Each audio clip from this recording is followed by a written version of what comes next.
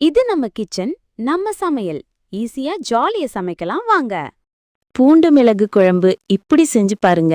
அப்புறம் வாரம் ஒரு முறை செய்யாம இருக்க மாட்டீங்க. செஞ்சிருவோங்களா?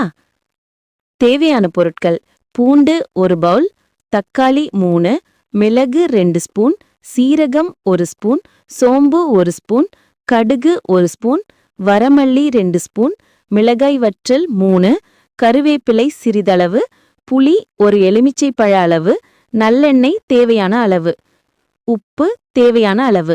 ஒரு பேன்ல சிறிதளவு எண்ணெய் ஊற்றி 6 பல் பூண்டு, மிளகு, சீரகம், சோம்பு, கடுகு, கருவேப்பிலை, வரமல்லி, மிளகாய் வற்றல் இதெல்லாம் அடுப்ப சிம்முல வச்சு கற்கிடாம வறுத்தெடுத்துக்கோங்க.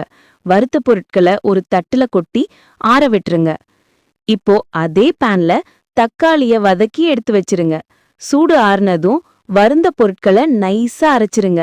தக்காளியையும் அரைச்சு வச்சிருங்க. இப்போ பேன்ல 3 ஸ்பூன் நல்லெண்ணெய் ஊற்றி மீதி உள்ள பூண்டு போட்டு வதக்குங்க. பூண்டு பொன்னிறமானதும் வறுத்த அரைத்த மசாலாவை ஊற்றி கிளறி விடுங்க. அதுக்கப்புறம் தக்காளியும் சேர்த்து ஆயில் பிரிஞ்சு வர வரைக்கும் கிளறி விடுங்க.